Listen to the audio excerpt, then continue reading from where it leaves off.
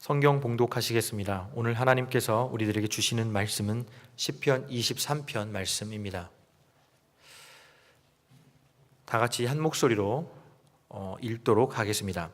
여호와는 나의 목자시니 내게 부족함이 없으리로다. 그가 나를 푸른 풀밭에 누이시며 쉴만한 물가로 인도하시는도다. 내 영혼을 소생시키시고 자기 이름을 위하여 의의 길로 인도하시는도다. 내가 사망의 음침한 골짜기로 다닐지라도 해를 두려워하지 않을 것은 주께서 나와 함께 하심이라. 주의 지팡이와 막대기가 나를 안위하시나이다. 주께서 내 원수의 목전에서 내게 상을 차려주시고 기름을 내 머리에 부으셨으니 내 잔이 넘치나이다. 내 평생의 선하심과 인자하심이 반드시 나를 따르리니 내가 여호와의 집에 영원히 살리로다. 아멘. 오늘 설교가 시편 23편의 말씀입니다. 제가 주일에 이 시편 23편을 그래도 1년에 한 번꼴은 아니어도 제가 2년에 한 번꼴은 설교를 했던 것 같습니다. 아주 예외적인 경우인 것 같습니다. 동일 본문에 대해서 한 2차례 이렇게 주일에 설교한 적이 있어도 이렇게 동일 본문을 그래도 서너 차례 이상 설교한 것이 시편 23편이 유일한 것 같습니다. 오늘 설교 제목을 선한 목자라고 했는데 설교를 준비하는 과정에서 제목을 바꾸게 됐습니다. 저를 한번 따라해 보시겠습니까? 광야에 차려진 식탁. 다시 한번요. 광야에 차려진 식탁. 되게 맛있을 것 같지 않습니까? 인생이 광야와 같은데 하나님께서 우리에게 식탁을 차려주시는 것 같습니다. 케네스 베일리라는 그 성서 신학자가 있습니다. 이 사람은 중동에서 오랜 기간 동안 살았던 특별한 양력을 가지고 있는 사람입니다. 그 사람이 시편 23편에 대해서 말하기를 시편 23편의 풍성함이 주는 도전은 가히 위협적이다 이렇게 표현했습니다. 저는 개인적으로 시편 23편을 너무나 사랑함에도 불구하고 이 케네스 베일리의 표현이 사실은 생소하기도 하고 좀 과장돼 있다 이렇게 생각했습니다. 그런데 어저께 다시 시편 23편을 연구하고 묵상하면서 결코 과장이 아니다 이렇게 다시 한번 느꼈습니다. 시편 23편을 읽으면서 어떤 생각들을 갖게 됩니까? 다윗의 조용하고 차분하며 확신에 찬 고백은 온갖 삶의 풍파를 통해서 간결해지고 심오해지고 아름답게 다져진 마음과 믿음의 상태를 드러내고 있는 것입니다. 오늘 시편 23편의 말씀을 통해서 이 자리에 계신 모든 권속들께서도 이 시편의 풍성함을 새롭게 맛보실 뿐만 아니라 다윗처럼 간결하고 심오하고 아름답게 내면이 다져지는 그런 귀한 시간이 될 수 있게 되기를 간절히 소망하는 마음으로 시편 23편 안으로 들어가도록 하겠습니다. 다윗은 여호와는 나의 목자시니라고 시작합니다. 성경에 하나님에 대한 많은 은유들 중에서 가장 대표적인 은유 가운데 하나가 하나님은 선한 목자시라는 것입니다. 가장 대표적으로 시편 78편 52절을 보게 되면 그가 자기 백성을 양같이 인도하여 내시고 광야에서 양떼같이 지도하셨도다 이렇게 말씀하고 있습니다. 하나님께서는 선한 목자이십니다. 그리고 선한 목자이신 하나님께서 이 땅에 독생자 예수를 보내셔서 하나님께서 선한 목자이심을 더욱더 풍성하고 더욱더 분명하게 계시하셨습니다. 그리고 예수님께서는 요한복음 10장 14절에서 나는 선한 목자라 나는 내 양을 알고 양도 나를 아는 것이 아버지께서 나를 아시고 내가 아버지를 아는 것 같으니 양을 위하여 목숨을 버리노라 라고 말씀하셨습니다. 그리고 10장 4절에서 5절을 보시면 잘 아시는 대로 자기 양을 다 내어놓은 후에 앞서가면 양들이 그의 음성을 아는 고로 따라오되 타인의 음성은 알지 못하는 고로 타인을 따르지 아니하고 도리어 도망하느니라 주님께서 말씀하셨습니다. 에릭 비숍이라는 학자가 있습니다. 이 사람이 쓴 책 중에 팔레스타인의 예수라는 책이 있는데 그 책에 매우 흥미로운 일화가 소개되고 있습니다. 1930년대 중반 팔레스타인에서 폭동으로 인해서 정부가 마을 사람들의 양과 소 등을 가압류하는 일이 발생했습니다. 그리고 주민들이 일정한 가격을 지불한 후에 각자 자기의 가축들을 되찾아 가도록 정부가 했던 것입니다. 그래서 한 목동이 가축을 되찾기 위해서 일정의 금액을 마련한 후에 경비를 책임지고 있는 군 장교에게 찾아갔습니다. 장교는 우글거리는 수많은 양떼들을 보면서 그 목동에게 지불한 금액에 맞추어서 아무 양이나 가져가라고 그렇게 이야기를 했습니다. 그런데 목동은 그 장교에게 이렇게 말했습니다. 저는 제 양을 정확하게 가려낼 수 있습니다. 그랬더니 그 군 장교는 이 목동의 생각을 비웃기만 했습니다. 그러자 목동이 자신의 품에서 퉁소를 꺼내더니 신호를 주자 이 목동의 양들만이 수많은 양무리들 가운데서 목동에게로 나아왔다는 것이죠. 감격스러운 장면이 아닐 수 없습니다. 잘 아시는 바와 같이 하나님께서는 다윗을 양의 우리에서 취하셔서 그의 백성이요 소유인 이스라엘을 목양하도록 부르셨습니다. 다윗은 누구보다도 양의 속성을 잘 아는 사람이라고 말할 수 있을 것입니다. 여호와는 나의 목자시니라는 다윗의 고백을 뒤집어 놓게 되면 나는 여호와의 양이오니라는 고백이라고 할 수 있을 것입니다. 다윗은 양과 같이 길도 못 찾을 만큼 무감각하고 독초도 구분 못할 만큼 무분별하고 자신을 지키지도 못할 만큼 무능력한 존재임을 하나님 앞에 진솔하게 고백하고 있는 것입니다. 사랑하는 성도 여러분, 자신의 소유와 능력과 존재의 한계를 깨닫고 자신에게 소망을 두지 않고 자기를 의지하지 않고 여호와 하나님만을 의지하며 그분께만 소망을 두는 것, 이것이 경건의 본질이요 풍성한 삶의 원천임을 진실로 믿으실 수 있게 되기를 우리 주 예수 그리스도 이름으로 간절히 축원합니다. 다윗은 내게 부족함이 없으리로다 라고 말합니다. 다윗이 고백한 이 풍성함은 다윗의 삶 속에 푸른 초장과 쉴만한 물가만 있었기 때문이 아닙니다. 잘 아시는 대로 다윗의 삶은 파란만장했습니다. 오랜 기간 동안 도망자로 살아야 됐고, 그리고 살인죄와 간통죄를 범했습니다. 그리고 자신의 자녀들은 근친상간을 했고 형제간의 살육을 통해서 여러 명의 아들이 죽임을 당했습니다. 그리고 반역과 내전이 있었고, 그리고 온역으로 역병으로 수많은 백성들이 죽임을 당했습니다. 따져보면 다윗처럼 사망의 음침한 골짜기를 많이 지난 사람도 드물 것입니다. 사망의 음침한 골짜기는 적어도 두 가지가 없습니다. 그곳에는 빛이 없고 음식이 없습니다. 그렇기 때문에 다윗이 내게 부족함이 없으리로다 라고 고백하는 것은 다윗의 만족은 빛과 음식에 있는 것이 아니라 오직 목자 되신 여호와 하나님의 임재에 있기 때문에 다윗은 내게 부족함이 없으리로다 이렇게 고백할 수 있는 것입니다. 성도 여러분, 다윗은 하나님께서 함께하지 아니하시면 푸른 초장과 쉴만한 물가에서도 전혀 만족할 수 없는 사람이었고, 다윗은 하나님께서 함께하심을 느낄 수만 있다면 사망의 음침한 골짜기에서도 다윗은 충분히 자족할 수 있었던 사람이었습니다. 여러분과 제가 살고 있는 이 현대 자본주의 시대에서는 세상 문화가 사람들이 자족하며 살 수 있도록 내버려 두진 않습니다. TV 광고를 보게 되면 끊임없이 소비자들이 자신이 가지고 있는 것에 대해서 불만족하도록 합니다. 그리고 무엇인가 새로운 필요가 있다는 것을 끊임없이 이야기를 하고 그리고 구매를 충동하게 됩니다. 우리가 살아가면서 우리에게 필요한 것을 우리가 결정할 수 있다고 생각하지만 사실은 TV 광고와 같은 이 세상 문화가 우리의 필요를 조종하고 있는 것이 엄연한 현실입니다. 그렇기 때문에 그리스도인들은 우리에게 정말 무엇이 필요한가에 대해서 매우 신중하게 새롭게 조정해야 될 필요가 있습니다. 모쪼록 이 자리에 계신 모든 권속들께서 사도 바울처럼 자족을 배우시고 자족을 훈련하실 수 있게 되기를 간절히 바랍니다. 오직 주 안에서 자족할 수 있는 신앙의 영성을 갖는 여러분과 제가 될 수 있게 되기를 간절히 소망합니다. 목자는 양들을 푸른 풀밭에 누입니다.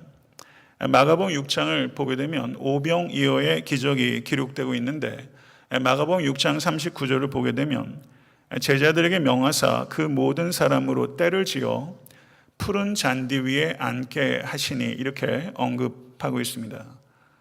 잔디라고 표현하지 않고 푸른 잔디라고 말하면서 그때 그 자리에서 아이위트니스, 눈으로 직접 목격했다는 역사적 사실성에 대해서 말하고 있는 것이죠. 예수 그리스도께서는 목자 없는 양 같은 무리를 불쌍히 여기셔서 양무리와 같은 사람들을 광야의 풀밭 가운데 앉게 하셨습니다. 그리고 그때가 유월절을 앞두고 있던 푸른 잔디가 돋아날 때인 것이죠. 어쩌면 예수님께서 시편 23편에 푸른 초장에 누이시며 라는 이 말씀을 염두에 두시지 않았을까, 그런 생각도 해보게 됩니다. 목자는 이렇게 푸른 초장으로 양무리들을 인도할 뿐만 아니라 쉴 만한 물가로 인도한다고 합니다. 그런데 양은 특징이 있습니다. 양은 아무리 그 시냇 물이 얕더라 할지라도 흐르는 물을 두려워한다고 합니다. 왜냐하면 양이 가지고 있는 털이 조금이라도 물에 닿게 되면 이것이 빠른 속도로 물을 흡수해서 스펀지처럼 빨아들이기 때문에 양은 물살이 강한 시냇가에서는 배회는 할지언정 물살이 강한 시냇가에 목을 들이우고 절대 물을 마시는 법이 없다는 것입니다. 그래서 선한 목자는 흐르는 시냇가로 양을 이끌지 않고 흐르는 시냇가의 모퉁이에 조금 웅덩이를 파서 그 물이 잔잔해질 수 있도록 배려하고 그리고 그 양들이 그 물을 먹을 수 있도록 해준다는 것이죠. 요한복음 6장 36절을 보게 되면 주님께서 이렇게 말씀하셨습니다. 나는 생명의 떡이니 내게 오는 자는 결코 줄이지 아니할 터요 나를 믿는 자는 영원히 목마르지 아니하리라. 아멘. 믿으십니까? 성도 여러분, 이 말씀이 우리에게 얼마나 위로와 격려가 되는지 모르겠습니다. 성도 여러분, 살아가면서 우리는 배고픔도 그리고 목마름도 느낍니다. 그러나 모쪼록 바라기는 그리스도 밖에서는 포만감도 해갈도 없습니다. 오직 예수 그리스도 안에서 진정한 양식과 휴식을 얻으실 수 있는 이 자리에 계신 모든 권속 되실 수 있게 되기를 간절히 바랍니다. 목자가 하는 세 번째 일은 영혼을 소생시키는 일입니다. 소생시키다라고 번역되고 있는 이 히브리어가 제자리에 데려다 놓다 이런 뜻이 있습니다. 제자리에 데려다 놓다. 그럼 소생하는 것은 무엇인가? 원래 있어야 될 자리에 되돌아가면 소생하는 것이다. 이렇게 우리가 이해할 수 있는 것이죠. 성도 여러분, 제자리에 계십니까? 성도 여러분, 제자리로 돌아가야 되지 않겠습니까? 여기에서 영혼을 소생시키시고 라고 했을 때 우리가 놓칠 수 있는 여기에 의미가 있는데 그것은 제자리로 되돌아가야 하기 때문에 잃어버린 양의 이미지가 이 표현 안에 담겨 있다. 이렇게 볼 수 있습니다. 많은 주석가들이 그 의미를 놓치고 있습니다. 성도 여러분, 예수님께서 이 땅에 오신 이유는 잃어버린 자를 찾아서 이 땅에 오신 것입니다. 믿으십니까? 그리고 우리 각자는 모두 잃어버린 자였고 예수 그리스도께서 십자가 위에서 우리를 찾으셨습니다. 그 결과로 우리는 지금 예배자로 하나님께 나아갈 수 있게 된 것입니다. 잃은 양을 찾으시는 예수 그리스도의 사랑과 그리고 긍휼에 대해서 비유적으로 누가복음 15장 3절에서 7절에 잃어버린 양을 찾는 목자의 비유가 나오는 것을 잘 알고 계실 것입니다. 예수 그리스도께서 잃은 양을 찾아낸 목자이십니다. 그런데 잃은 양을 찾은 목자는 어떻게 합니까? 그 즐거움을 이기지 못해서 어깨에 양을 메고 집으로 돌아왔다. 이렇게 말하고 있습니다. 그리고 그 기쁨을 주체하지 못해서 벗과 이웃을 불러다 놓고 나와 함께 즐기자. 나의 잃은 양을 찾았노라. 이렇게 말하고 있습니다. 양 한 마리 찾은 것이고는 너무 큰 축제를 벌이고 있는 것이죠.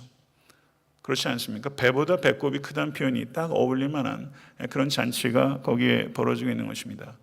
이와 같은 비유를 통해서 예수께서 우리에게 가르치는 것은 한 영혼을 되찾은 기쁨이 하나님께 얼마나 큰지에 대해서 우리에게 말씀하고 있는 것입니다. 성도 여러분, 예수 그리스도께서 우리를 되찾으시고 그렇게 기뻐하셨다는 것을 믿으실 수 있게 되기를 간절히 바랍니다. 이 세상에 어떤 누구도 우리가 제자리로 돌아갔을 때 하나님처럼 기뻐하는 사람 없습니다. 이전에도 없었고 앞으로도 없을 것입니다. 이와 같이 한 영혼을 되찾은 하나님의 감격을 스바냐서 3장 17절은 이렇게 뜨겁게 표현하고 있습니다. 너의 하나님 여호와가 너의 가운데 계시니 그는 구원을 베푸실 전능자시라. 그가 너로 말미암아 기쁨을 이기지 못하시며 너를 잠잠히 사랑하시며 너로 말미암아 즐거이 부르며 기뻐하시리라 하리라. 아멘. 주체하지 못하는 하나님의 기쁨, 여러분과 제가 하나님께로 돌아와서 찾은 바가 되었을 때 하나님께서 주체하지 못하시고 기뻐하신다라고 말씀하고 있는 것입니다. 성도 여러분, 모쪼록 이 말씀을 진실로 마음에 받아들이실 수 있게 되기를 간절히 바랍니다. 목자가 양을 위해서 하시는 네 번째 일은 자기 이름을 위하여 의의 길로 인도하시는도다, 이렇게 말씀하고 있습니다. 푸른 초장에서 음식을 얻는다면 쉴만한 물가에서는 휴식을 얻습니다. 하나님께서 우리에게 음식과 휴식을 제공하시는 것을 믿으실 수 있길 간절히 바랍니다. 그런데 그와 같은 음식과 휴식을 주실 때는 목적이 있는 것입니다. 그것은 의의 길로 걷도록 하기 위해서 음식과 휴식을 주는 것입니다. 성도 여러분, 이와 같은 말씀을 통해서 우리가 생각할 수 있는 것은 하나님과의 관계가 하나님을 위한 사역보다 항상 앞서 있다는 것을 우리가 잊어서는 안 된다는 것입니다. 이 세상의 그 누구도 자신의 행위로 말미암아 의롭다함을 얻지 못합니다. 그러나 선한 행위를 위해서 하나님께서 우리를 의롭다 인정해 주신 것입니다. 할렐루야. 믿으십니까?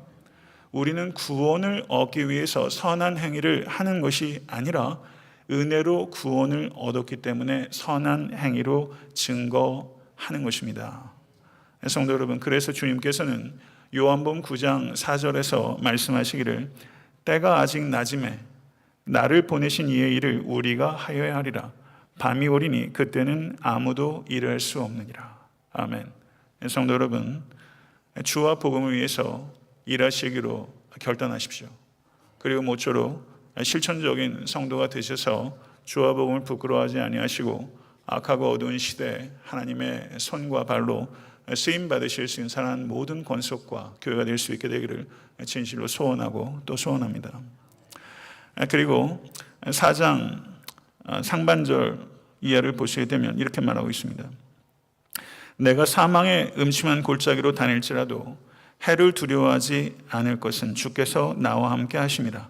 주의 지팡이와 막대기가 나를 안위하시나이다. 시편 23편을 보게 되면요, 인칭이 변하는 것을 볼 수 있습니다. 여호와는 나의 목자시니 내게 부족함이 없으리로다. 이렇게 1인칭이 있고, 그리고 2절과 3절에서 선한 목자가 하시는 네 가지 행위는 하나님을 3인칭으로 표현합니다. 그런데 4절에 와서는 내가 사망의 음침한 골짜기를 다닐지라도 해를 두려워하지 않습니다. 다시 1인칭으로 표현이 됩니다. 맞습니까? 그리고 주께서 나와 함께 하심이라, 주라고 번역되고 있는데 성경 원어는 2인칭으로 표현되고 있습니다.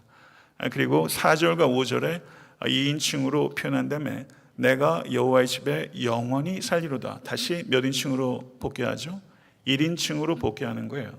그래서 불과 6절의 이 짧은 시편에서 인칭이 시시각각으로 아침과 점심과 저녁에 태양이 바뀌는 것처럼 1인칭에서 3인칭으로, 다시 1인칭으로, 그리고 2인칭으로, 다시 1인칭으로 바뀌고 있습니다. 이것은 특별한 의도가 그 안에 있었다고 밖에 말할 수가 없고요. 그리고 여호와에 대한 언급이 1절과 제일 마지막 절에 나오면서 이 심오하고 아름답고 간결한 시를 여호와가 1절에 그리고 제일 마지막 절에 등장하고 있는 것이죠. 여호와 하나님께서 시작이고 마지막이시기 때문이 아니겠습니까? 성도 여러분, 푸른 초장과 쉴만한 물가에서 다윗은 하나님을 희라고 말했습니다. 그런데 사망의 음침한 골짜기에서 다윗은 하나님을 유라고 말했습니다. 여기에는 분명히 의미가 있죠. 성도 여러분, 하나님을 희로 만나고 계십니까? 아니면 하나님을 유로 만나고 계십니까? 성도 여러분, 이것은 큰 차이예요. 성도는 푸른 초장과 쉴만한 물가에서 우린 여유를 부릴 수 있습니다. 하나님에 대해서 이야기를 합니다. 하나님에 대해서 말합니다. Talking about God 합니다. 그러나 사망의 음침한 골짜기에서는요, 긴박합니다. 절박합니다. 치열해집니다. 그래서 talking about God 하던 태도가 바뀌고 talking to God 하게 됩니다. 하나님에 대해서 말하는 것이 아니라 하나님께 말하는 자리는 사망의 음침한 골짜기 안에서라는 것이죠. 성도 여러분, 하나님에 대하여 말하는 것 필요한 것입니다. 그러나 하나님께 말하는 것과 비할 바는 아닌 것입니다. 성도 여러분, 하나님과 더욱 친밀한 관계를 맺을 수 있는 것이 푸른 초장과 쉴만한 물가의 시간보다는 저의 경험적으로도 그렇고 많은 신앙인의 경험적으로 봐도 사망의 음침한 골짜기에서 하나님께 말하는 법을 피로써 배우지 않습니까? 기도에 대해서 배우는 것이 공부해서 배우는 게 아니잖아요. 성도는 십자가를 통해서 우리가 하나님을 알기 때문에 기도할 수 있는 것이고, 그리고 사망의 음침한 골짜기에서 사람에게 말할 수 없고 오직 하나님께만 말할 수 있는 시간 속에서 우리는 기도를 배우게 되는 것이죠. 성도 여러분, 사망의 음침한 골짜기에서 하나님께서 함께 하신다, 이렇게 다윗은 고백하고 있습니다. 하나님께서 함께 하신다라는 것은 매우 중요한 신학적 요소입니다. 특별히 창세기 39장을 관통하고 있습니다. 창세기 39장 2절과 3절, 21절과 39절에 하나님께서 요셉과 함께 하셨다라는 표현이 무려 4번이나 등장하고 있습니다. 성도 여러분, 그때 요셉은 삶의 형편이 어떻습니까? 노예로 있었고, 그리고 감옥의 죄수로 있었습니다. 하나님께서 정말 이 시간만큼은 함께 한다고 이야기하실 수 없는 그 시간에 하나님께서 요셉과 함께 하시니라, 이렇게 말씀하고 있는 것이죠. 성도 여러분, 우리에게 정말 중요한 게 뭡니까? 한국에 사는 겁니까? 미국에 사는 겁니까? 둘루스에 사는 겁니까? 로렌스빌에 사는 겁니까? 아니면 학군 좋은 데 사는 겁니까? 정말 중요한 게 무엇입니까? 어디에 사느냐? 성경은 그것을 중요하다고 한 번도 얘기하지 않습니다. 어디에 사느냐가 중요한 게 아니라 누구와 사느냐 하는 것이 중요한 것이고, 성도 여러분, 요셉은 보디발의 집에 살 때도, 감옥에 살 때도, 바로의 궁전에 살 때도, 다윗도 광야에 있을 때도, 그리고 궁전에 있을 때도, 저가 어느 곳에 있든지 아둘람 궁전에 있을 때도 저에게 정말 중요했던 것은 로케이션이 아니었습니다. 하나님과 함께 있는 것이었습니다. 사랑하는 성도 여러분, 오늘 이 시간에 여러분과 저는 다시 한번 점검해야 합니다. 정말 누구와 살고 있습니까? 정말 하나님과 함께 하고 계십니까? 하나님께는 세상 끝날까지 너희와 항상 함께 있을 것이다, 이렇게 말씀하셨습니다. 성도 여러분, 목회자에게 있어서 간절한 소원은 제가 목양하는 모든 양무리들이 한 명도 예외 없이 예수 그리스도의 울타리 안에 다 들어가는 것입니다. 천국에 가야 합니다. 왜 천국에 가야 합니까? 하나님이 계시기 때문입니다. 영원토록 하나님과 함께 있을 것이기 때문입니다. 왜 지옥에 가면 안 됩니까? 지옥불이 있기 때문입니까? 부분적으로 대답이 되겠죠. 왜 지옥에 가면 안 됩니까? 지옥불 때문이 아닙니다. 그곳에는 하나님이 계시지 않기 때문입니다. 사랑하는 성도 여러분, 세상에는 천국 같은 경험이 있어요. 그런데 세상에서 천국 같은데 사실은 지옥이고, 이 세상에 다른 사람들은 그 지옥같이 어떻게 이렇게 살아? 하는데 그 지옥 같은 곳에서 하나님과 함께 있어서 천국처럼 사는 사람도 있어요. 그렇지 않습니까? 그 어디나 하늘나라라고 노래했던 그 노래처럼, 사랑하는 성도 여러분, 우리의 삶은, 삶의 정상적인 부분은 다 부침이 있어요. 이런 롤러코스터가 없잖아요. 그건 성도 여러분, 어디에 사느냐가 중요한 것이 아니라 누구와 사느냐. 오늘 이 아침에 여러분의 심령 가운데 세상 끝날까지 함께 하신다고 약속하신 그리스도의 영이 충만하게 임하실 수 있게 간절히 바라고, 하나님을 의식하면서 살아가실 수 있는 여러분과 제가 될 수 있게 되기를 간절히 바랍니다. 사망의 음침한 골짜기를 자녀가 들어가는 거 좋아할 부모가 세상 어디 있습니까? 목사가 아무리 사랑이 부족해도 자기가 목양하는 성도들이 사망의 음침한 골짜기를 걷는데, 성도 여러분, 그거 달갑게 생각하는 목사 없습니다. 개개인도 마찬가지예요. 사망의 음침한 골짜기가 닥쳐올 때 그거 달갑지 않습니다. 저 달갑지 않습니다. 분명히 사망의 음침한 골짜기는 달가운 시간 아닙니다. 그러나 그 시간은 주 안에 있을 때 가치 있는 시간입니다. 달갑지 못해도 가치 있는 시간입니다. 매우 써도 가치 있는 시간입니다. 사랑하는 성도 여러분, 하나님께 쓰임받기 원하십니까? 원하십니까? 하나님께 아름답고 그리고 견고하게 쓰임받던 사람은 한 사람도 예외 없이 사망의 음침한 골짜기를 통과한 사람입니다. 맞죠? 성경에 쓰임받은 사람 중에 사망의 음침한 골짜기를 통과하지 않은 사람이 어디 있습니까? 사랑하는 성도 여러분, 다윗의 위대함, 그건 무엇이었을까? 제가 그 다윗의 그 몰락에 대해서 이제 곧 설교를 하려고 하는데요. 사무엘하 13장, 14장, 15장을 보면 한 장에서 다윗의 형제가 자신의 자매를 겁탈하고 그리고 형제가 형제를 죽이는 그와 같은 일들이 벌어져요. 성도 여러분, 이 시편 23편이 언제 쓰여지는지 모르겠지만 저는 그 사건 이후라고 생각합니다. 자식끼리 겁탈하고 죽이는 꼴을 보는 부모 마음이 어떻겠어요? 저는 다윗이 왕이 되기 이전에만 광야가 있었던 것이 아니라 다윗에게 더 혹독한 광야는 왕이 된 후에 찾아왔어요. 제2의 광야 시대다. 저는 개인적으로 그렇게 이해가 되는데요. 성도 여러분, 다윗의 위대함은 무엇인가?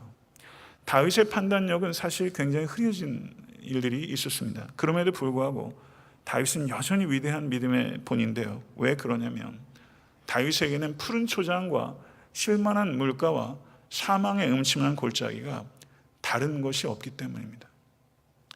다윗에게는 이게 다 똑같았어요. 왜냐하면 하나님의 임재가 있었기 때문이에요. 성도 여러분, 사망의 음침한 골짜기가 삶에 찾아옵니다. 사망의 음침한 골짜기에서 여호와 하나님의 풍성한 임재를 경험하실 수 있다면 성도 여러분, 그 사망의 음침한 골짜기는 성지요 성소입니다. 사랑하는 성도 여러분, 다윗이 1절에 뭐라고 말합니까? I shall not want. 나는 부족함이 없습니다. 4절에 보게 되면 I fear no evil. 나는 두려움이 없습니다. 시편 23편에서 다윗은 두 가지가 없다고 얘기해요. 나는 부족함이 없습니다. 나는 두려움이 없습니다. 둘 다 거짓말입니까? 부족함이 없는 인생이 어디 있으며 두려움이 없는 인생이 어디 있겠어요? 그럼 다윗은 거짓말하는 겁니까? 아니죠. 이 말 믿으세요? 하나님의 임재 안에 깊이 들어가면 부족함도 없고 두려움도 없고 그 임재 안에 들어갔을 때 그 샬롬의 평강을 여러분도 맛봤고 저도 맛봤잖아요. 사람이 얼마나 요동할 수 있는지 우리도 알고 있고 사람이 얼마나 강철같이 견고할 수 있는지 우리가 또 경험하잖아요. 그게 내 안에서 벌어진 일이지 않습니까? 하나님의 임재 안에 들어가면서 부족함도 없고 두려움도 없고, 왜냐하면 그 원천이 나에게 있지 않기 때문에 하나님 안에서 예수 그리스도 안에서 모든 것을 할 수 있기 때문에 그래서 부러움, 부족함도 두려움도 없게 되는 것이죠. 다윗은 이렇게 말합니다. 목자와 양의 관계에서 이야기하던 다윗이 이제 또 비유의 초점을 바꾸면서 주께서 내 원수의 목전에서 내게 상을 차려주시고 기름을 내 머리에 부으셨으니 내 잔이 넘치나이다. 여기서는 메타포가 바뀌는 것입니다. 목자와 양이 아니에요. 주인과 손님, 주인과 식객, 이렇게 메타포가 초점이 바뀌어요.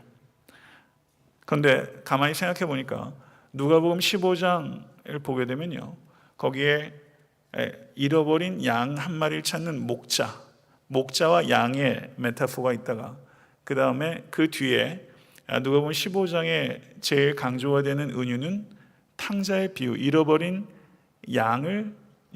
아들을 찾는 아버지의 비유, 탕자의 비유가 있고 제일 앞에는 잃어버린 동전의 비유가 있지 않습니까? 이 세 개의 비유는 잃어버린 영혼을 찾는 하나님의 기쁨을 표현하고 있어요. 거기에서도 목자와 양의 비유에서 아버지와 아들의 관계의 비유로 바뀌면서 거기에서도 큰 잔치가 있었던 것처럼 오늘 시편 23편에서도 목자와 양의 은유에서 주인과 식객의 그리고 뱅퀴트 그리고 축제의 비유로 넘어가고 있는 것이죠. 이 분명히 시편 23편과 누가복음 15장의 이와 같은 비유의 흐름은 분명히 연관이 있다 이렇게 볼 수 있습니다. 성도 여러분, 세상이 광야 같습니다. 그런데 이 광야 같은 세상에서 예수님께서 원수의 목전에서 아랑곳하지 않고 상을 베풀어 주실 수 있는 유일한 분이십니다. 적대적 환경에 처할 때가 있고 적대적인 사람이 우리를 둘러싸기도 하지만 하나님께서는 그 가운데서 다윗을 보호하시고 다윗의 필요를 채우셨던 것처럼 이 자리에 계신 사랑하는 권속들의 필요와 그리고 보호를 하나님께서 제공하신다는 것을 프로텍션과 프로비던스, 지팡이와 막대기는 프로텍션하는 것입니다. 그리고 지팡이는 프로비던스, 공급하는 것입니다. 두 가지가 목표가 다른 거예요. 하나는 적으로부터 방어하기 위해서, 하나는 양을 돌보기 위해서 지팡이와 막대기는 그 용도가 다른 것입니다. 성도 여러분, 하나님께서 우리의 공급이시고 하나님께서 우리의 피난처이십니다. 이것을 진실로 받아들이시고 모쪼록 경험하십시오. 사무엘하 17장 27절에서 29절은 다윗이 원수에게 쫓길 때 전혀 예상치 못했던 사람들을 보내서 밀과 보리와 밀가루와 볶은 곡식과 콩과 팥과 볶은 녹두와 꿀과 버터와 양과 치즈로 상을 베풀었습니다. 하나님께서 상 한 번 크게 베푸셨네요. 상다리 휘어지게 해주셨네요. 다윗이 쫓겨서 도망갈 때 예상하지 못했던 사람들을 통해서 하나님께서 상을 베풀어 주셨어요. 누가복음 15장을 보게 되면 탕자의 비유에서 아버지가 둘째 아들을 위해서 상을 베푸십니다. 그리고 옷을 갈아입혀 주세요. 그리고 살진 송아지를 잡아서 잔치를 벌였어요. 그랬더니 큰아들이 와가지고 도끼눈을 합니다. 그런데 아랑곳하지 않고 원수의 목전에서 하나님께서 돌아온 아들을 위해서 상을 베풀어 주셨어요. 성도 여러분, 우리도 이 땅의 순례를 다 마치고 천국에 가게 되면 하나님께서 이 땅에 살면서 걸쳤던 우리 옷 벗기시고 우리에게 왕의 예복을 입히시고 그곳에서 원수의 목전에서가 아니라 원수가 없는 곳에서 우리에게 음식을 베푸시고 잔치를 벌이게 될 것입니다. 누가복음 19장을 보게 되면 삭개오의 이야기가 나와요. 그랬더니 삭개오야 내려오거라. 내가 오늘 너희 집에 유하여야겠다. 그리고 주님께서 하루를 묵으셨어요. 그곳에서 식사가 벌어진 것이죠. 그랬더니 사람들이 수군거립니다. 세리의 집에, 그것도 세리장의 집에 들어갔다고 수군거려요. 원수의 목전에서 예수께서 상을 베푸신 거예요. 그리고 마가복음 6장을 보세요. 마가복음 6장을 보게 되면 두 개의 식탁이 기록되어 있습니다. 헤롯 왕의 궁전의 식탁이 있어요. 거기에는 고관 대작들이 버글버글해요. 그리고 그곳에서는 어떻습니까? 비정한 식탁입니다. 세례 요한의 목을 소반 위에 담아서 음식처럼 가져오는 비정한 이 세상 왕의 식탁이에요. 그런데 바로 이어지면서 어떤 식탁이 있는 줄 압니까? 선교 여행에서 돌아온 제자들을 가지고 우리 한적한 곳에 가서 먹자라고 하셨는데 사람들이 계속 쫓아왔어요. 그랬더니 양무리들을 불쌍한 양처럼 보시고 예수께서 오병의 기적을 행하셨죠. 헤롯 왕이 베푼 식탁 앞에서 만왕의 왕이신 예수께서 베푸신 식탁이 거기 보란듯이 있는 거예요. 원수의 목전에서 상을 베푸시는 것이죠. 사랑하는 성도 여러분, 광야 같은 세상 살면서 분명히 원수가 있을 것입니다. 우리의 진정한 원수는 사탄입니다. 그러나 성도 여러분, 항상 원수가 있을 것이지만 항상 여호와 하나님께서 광야에서 차려주신 식탁이 있다는 것을 모쪼록 기억하시고 힘을 얻으실 수 있게 되기를 우리 주 예수 그리스도는 간절히 축원합니다. 제가 선한 목자라는 제목에서 오늘 설교의 제목을 바꾸게 된 배경이 여기 있어요. 광야에 차려진 식탁. 광야에 차려진 식탁. 제가 이 설교 제목을 어떤 책을 읽으면서 영감을 지면서 어제 그냥 얼마나 기분이 좋았는지요. 시편 23편 정말 풍성하다. 느껴지세요? 전 정말 너무 좋더라고요. 광야에 차려진 식탁. 자, 그래서 어제 뭐라 기도했는지 아세요? 하나님, 오늘 예배가 삶의 광야에 차려진 식탁 같은 예배가 되게 해주세요. 그렇게 기도했어요. 성도님들이 광야 생활하는 게 저한테 들리잖아요. 속속들이. 제가 생각하고 어떨 땐 제가 상상하는 것보다 훨씬 광야예요. 그래도 제법 꽤나 문학도 읽고 시도 읽고 철학도 하고 그래도 이 정도 안에는 들어오겠지 했는데 목회하다 보니까 그 바운더리를 훌쩍훌쩍 넘어요. 제가 생각하는 광야보다 훨씬 혹독한 광야를 겪고 있으세요.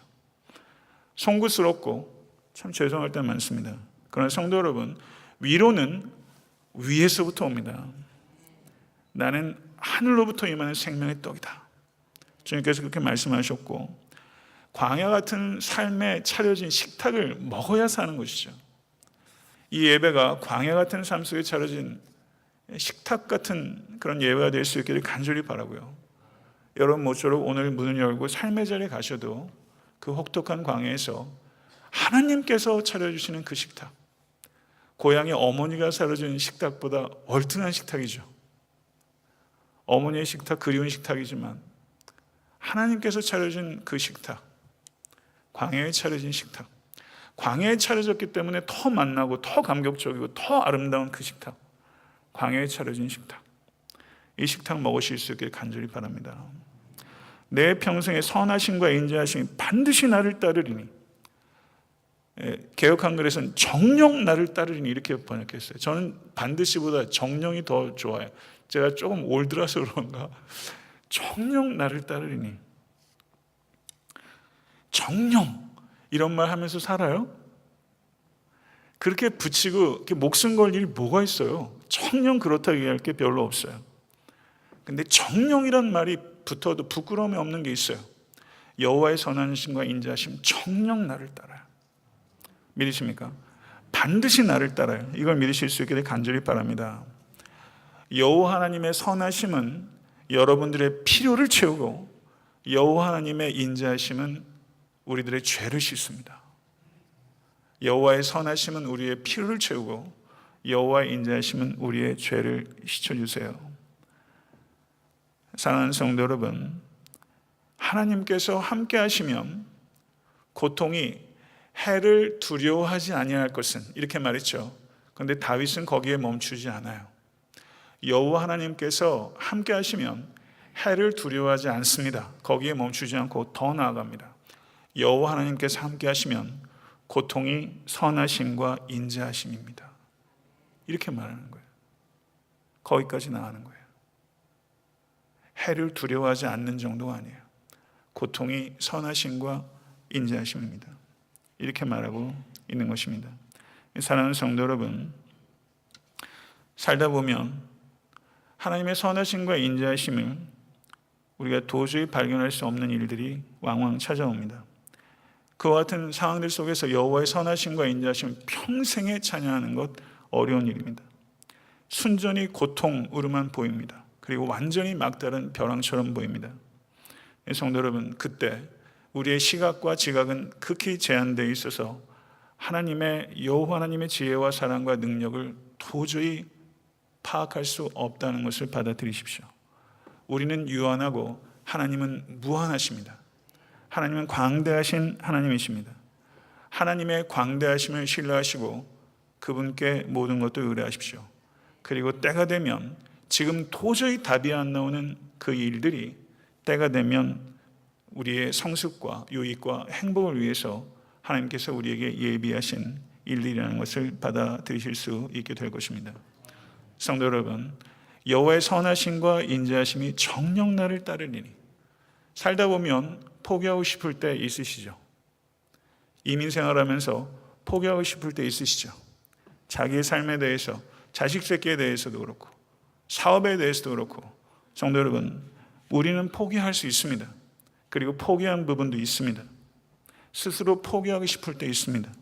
그러나 성도 여러분, 여호와 하나님의 선하심과 인자하심은 나는 나를 포기할 수 있어도 여호와의 선하심과 인자하심은 절대 나를 포기하지 않습니다. 하나님께서는 집요하게 따라옵니다. 하나님의 발걸음은 서두르지도 않고 흐트러지지도 않는 발걸음입니다. 인간의 발걸음과는 다른 것입니다. 성도 여러분, 서두르지도 않고 흐트러지지 않는 발걸음으로 집요하게 하나님께서 우리들을 따라오고 계십니다. 하나님의 그 추적은 자비롭지만 물불 안 가리는 추적입니다. 이 추적이 지금 당장 안 보일 수도 있고 안 느껴질 수도 있고 그리고 안 들릴 수 있습니다. 그러나 여호와 하나님의 추적을 여러분 절대 따돌릴 수 없다는 것을 기억하십시오. 그리고 종국에는 우리가 어디로 갑니까? 여호와의 선하심과 인자심이 정녕 나를 따라서 종국에 우리가 어디에 가요? 여호와의 집에 영원히 살리로다. 여기에 미래 시제가 나오는 거예요. 여호와의 집에 영원히 살리로다. 할렐루야. 영원히 살리로다. 여기서 살리로다라고 번역되고 있는 히브리어가 return 하다는 뜻이에요. 여호와의 집에 돌아가다는 거예요. 그럼 인생은 뭐예요? 여호와의 집으로 돌아가는 짧은 여행이에요. 여호와의 집으로 돌아가는 짧은 여행이에요. 끝이 있다는 얘기예요? 없다는 얘기예요?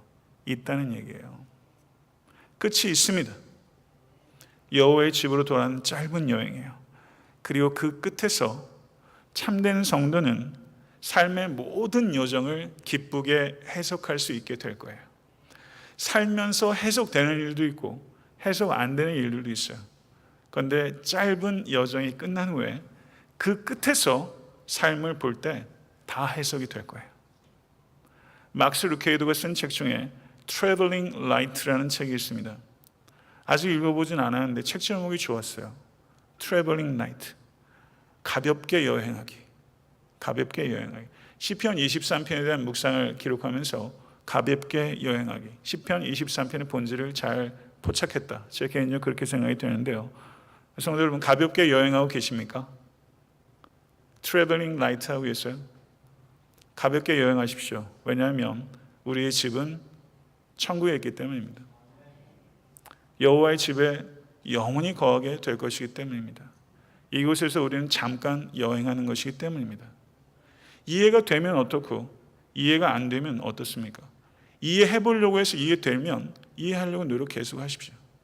이해가 안 되는 일들이 개인사에도 세계에도 수두룩합니다. 저는 그리스도인들은 십자가 안에서 다 이해합니다. 그리고 그 끝에서 우리는 모든 것들을 새롭게 해석할 수 있게 될 것입니다. 만약에 예수 그리스도의 부활이 없다면 예수 그리스도의 십자가를 어떻게 해석하겠습니까? 예수님처럼 비참한 사람 없죠. 그러나 부활을 통해서 십자가가 완전히 새롭게 해석이 되는 것처럼 사랑하는 성도 여러분, 인생의 끝에서 성도 여러분, 우리의 삶의 모든 것들이 온전히 해석이 되어야 될 것입니다. 이 해석을 요한계시록 7장 16절 17절 이렇게 밝히고 있습니다. 그들이 다시는 줄이지도 아니하며 목마르지도 아니하고 해나 아무 뜨거운 기운에 상하지도 아니하리니 이는 보좌 가운데 계신 어린 양이 그들의 목자가 되사 생명수 샘으로 인도하시고 하나님께서 그들의 눈에서 모든 눈물을 씻어 주실 것임이니라. 아멘. 성도 여러분, 이 세상 살면은 보면은 정말 적은 눈물은 누구도 못 씻어주겠다. 이런 일들이 주변에 있어요. 그러나 그 눈물을 하나님께 씻어 주실 것이라는 것이 우리에게 얼마나 큰 소망과 위로가 되는지 잘 모르겠습니다. 성도 여러분, 이것이 우리의 끝입니다. 이것을 믿으실 수 있게 되기를 간절히 축원합니다. 기도하겠습니다.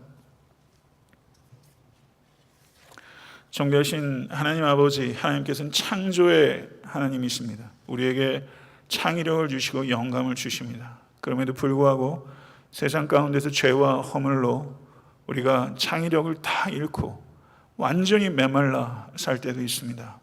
그런데 하나님의 말씀으로 시편 또 23편과 같은 하나님의 말씀을 통해서 우리에게 찾아오셔서 그 진리로 우리를 풍성하게 하시고 영원히 목마르지 않는 생수를 우리에게 허락하여 주시니 감사합니다.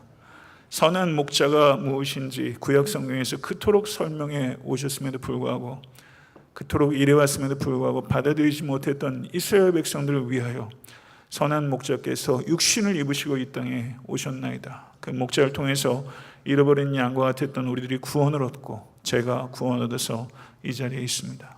아버지 하나님, 여호와는 나의 목자시니 내게 부족함이 없으리로다. 내가 사망의 음침한 골짜기를 지날더라도 해를 두려워하지 않을 것입니다. 나는 여호와의 집에 영원히 거하게 될 것입니다. 사랑하는 성도 여러분, 성도님의 삶 가운데도 삶의 음침한 골짜기가 있습니다. 응원해 주고 싶습니다. 그러나 사람의 응원이 아무 효력이 없는 아버지 음침한 삶의 음침한 골짜기가 있나이다. 하나님 그곳에 하나님께서 임하여 주시옵소서. 아버지 하나님 질병과 고통과 외로움과 아버지 하나님 단절 속에서 신음하고 있는 영혼들 주께서 내가 너와 함께함이라. 나의 지팡이와 막대기가 너를 보호하고 있으며 너를 공급하고 있다. 내가 느끼지 못해도 내가 너와 함께 있을 것이다. 주님께서 말씀하시고 반드시 그 영혼들을 여호와의 집에 들어가도록 그때까지 지키시고 보존하고 계시는 믿습니다.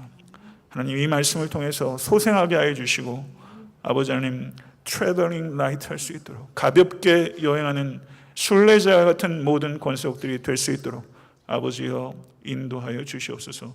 우리 주 예수 그리스도 이름으로 간절히 기도드렸사옵나이다. 아멘.